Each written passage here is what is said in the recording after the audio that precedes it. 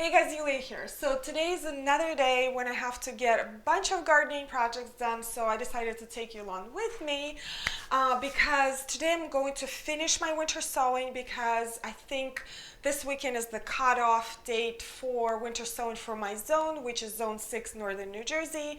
I'm also going to start indoor sowing, which is the prime time for my zone. I have to plant some coleus cuttings that I started a couple of weeks ago, and now they're rooted in water. They're ready to go in their pots, and I'm sure there's going to be some other things that come up. So again, let me see how much I can get done today. So actually, let me show you my seed starting setup first. And there are tons of videos out there showing you how to start seeds, and everyone does it differently. And that's the beauty of it. Even after I show you how to start my own seeds, you can go ahead and reinvent the whole process and make it better or more convenient for you. There are certain rules that you should follow, but there are certain rules that you can break with no problem. So why do we have to start certain seeds indoors? And the reason being is that certain plants are not frost tolerant in my area, which is Zone 6, Northern New Jersey. And they need a little bit of a head start before I put them outside in the spring. So I usually look at the back of the packet and it will say when to start your seeds inside. And it is very common to say that you should start them 6 to 8 weeks before your last frost date. And how you find out your last frost date is I will post a couple of links down below where you can go and punch in your zip code or your town, and it will tell you your last frost date. And then what you do is that you just grab a calendar and you count 6 to 8 weeks from your last frost date, and that will give you your week or your weekend or your date when you should plant your seeds. So let me show you what I use to start seeds. I buy these kits in Home Depot or any other big box store that have a tray and then pots. Sometimes they have a humidity dome as well. This one was very inexpensive. I think this one was $5, so it did not have a humidity dome. But what else I do is I go to a dollar store and I buy some storage containers, and these I've had for a while. And I also recycle as many cups as possible. So if we have a party and people drink water or wine, I rinse these and I reuse them to start seeds. And I like paper cups because obviously they're biodegradable and they're just sturdy enough to survive for a couple of months before I put my plants outside, and then I can throw them in the compost. Also, these cups for coffee that I use in the morning are really great for plants that have intense root system because they're pretty tall. They tend to topple over, so I use a deeper tubs for these cups. And again, it's all up to your tolerance for recycling. You can recycle whatever you want. You can just buy brand new things. It's all up to you. The next step is to pre-moisten the soil, and I use a seed starting mix. It's pretty important to use a seed starting mix when you're starting your seeds because those seeds need air to germinate, and those gentle little roots need that fluffier soil to start growing. And a lot of times when you buy those bags of soil, it's just so dry. Where's my water? There it is. It is just so dry. When you put it in pots to start your seeds, it just starts to bubble and it's just super dusty, and it starts to settle, and then your seed starts to flow all over the place. So it's very helpful to pre-moisten your soil before you put it in pots. And then what I'm going to do, I'm just going to fill up all these containers and put the seeds in there. Sorry guys, I forgot to mention drainage. When you use reused cups, obviously they don't have holes on the bottom, and it's quite important to make those holes, so you just turn them over and pop them either with a knife or scissors.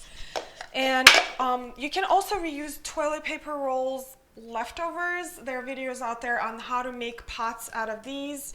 I don't tend to use these because they don't hold up as well as the cups, but again, it's all up to your tolerance for recycling.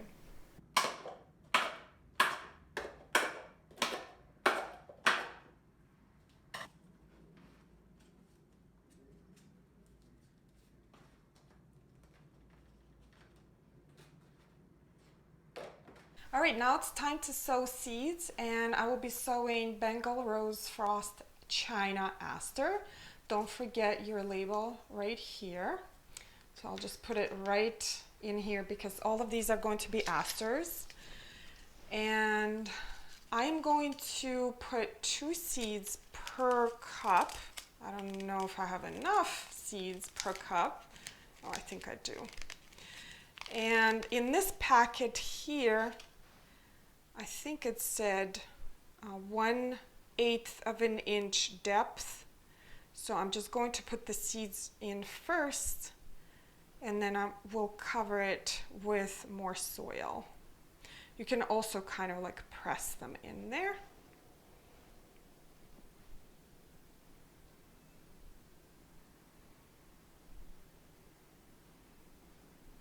And now I'll just add a little bit more soil on top.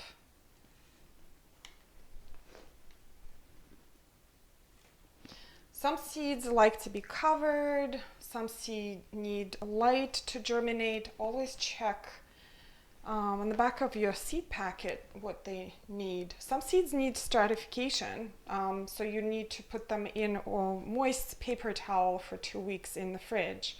A lot of perennials like echinaceas need stratification in order to germinate, so definitely check that.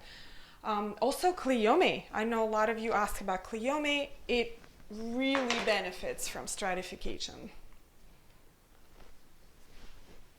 So this step is done, and the next step really depends on what kind of seeds you have. Some seeds benefit from being on the heat mat for a couple of days to speed up their germination. I don't have a heat mat. I just put mine on the radiator for a couple of days. You have to be really careful whether you have your seeds on the radiator or a heat mat because the soil can dry out really quickly, so you have to check on them a couple of times a day. Now, most of these seeds do not need a heat mat in order to germinate, so I'm just going to go ahead and put them straight in the kitchen under the lights, so when they start sprouting I don't have to worry about them not being under lights. So let me go ahead and move there. By the way, check out this Amaryllis that finally decided to bloom. This is the second year I'm growing it. It was outside for the summer, bulked up, and I think I put it in dormancy period a little too late, and it taught me a lesson.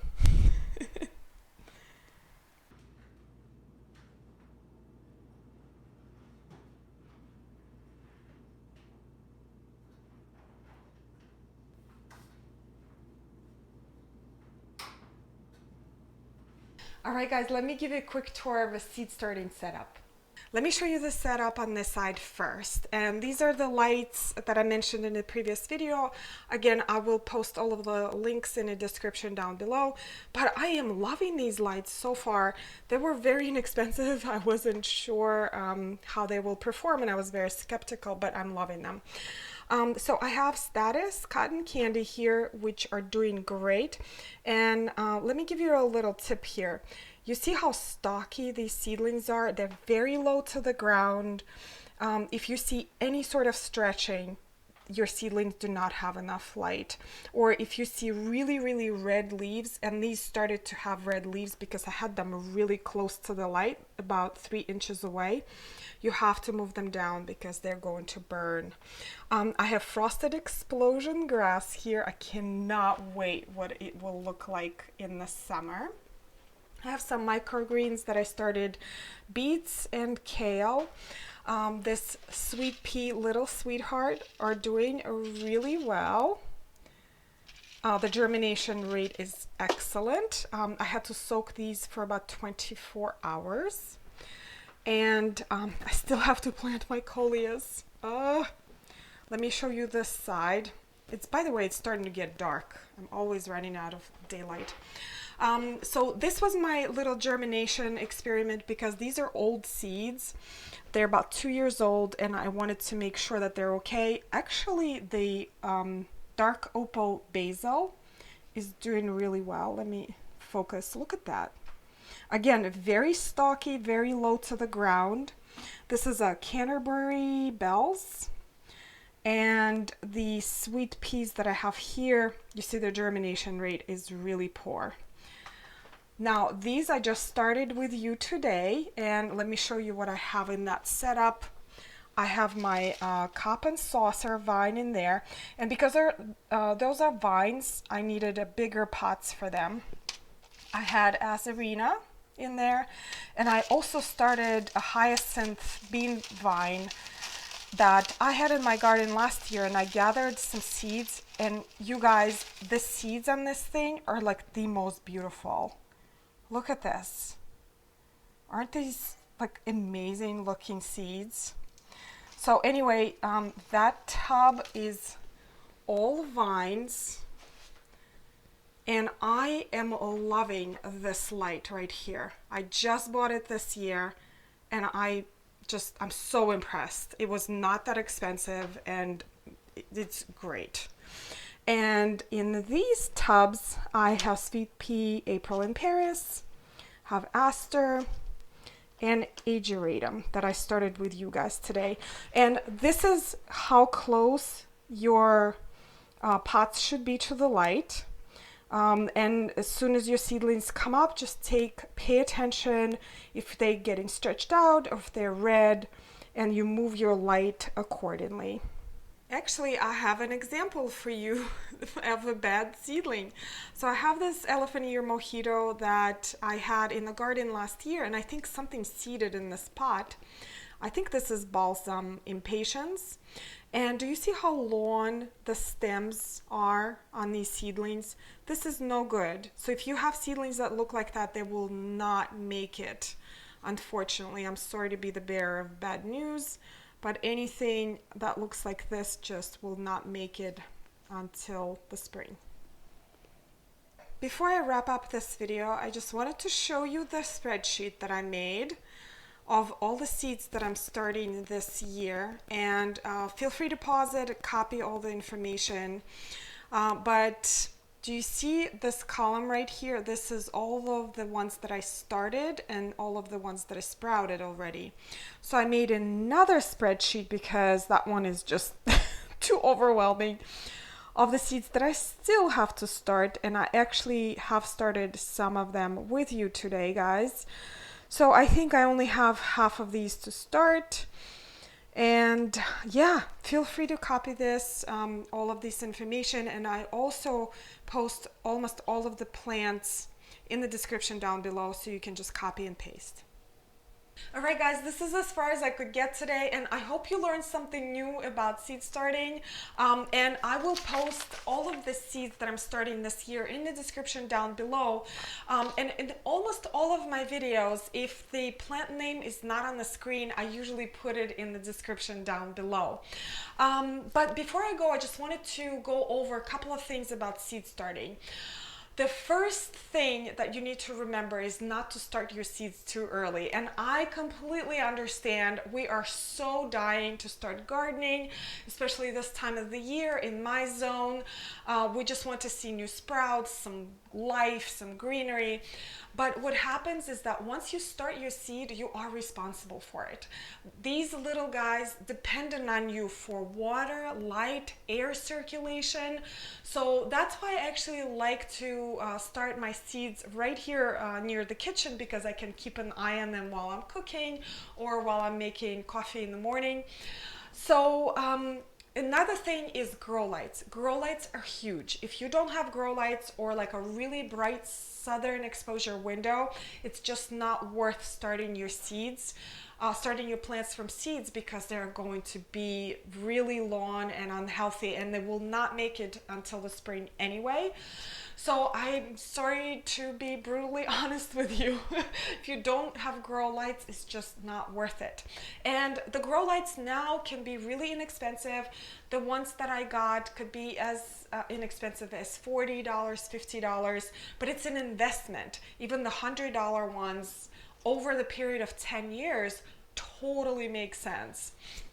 And the ones that I have here in the kitchen, I also have near the window. I occasionally open the window and let them breathe a little bit of a fresh air to start hardening them off. But seed starting is incredibly fun. It's incredibly rewarding. It is very budget conscious, and I definitely will keep you updated on all of my seeds. And anyway, thank you so much, guys, for watching. And as per usual, let me know if you have questions. I'll see you next time. Bye. Hey, what do you got there? Let's close this. What is that? Who is that? Is that your friend?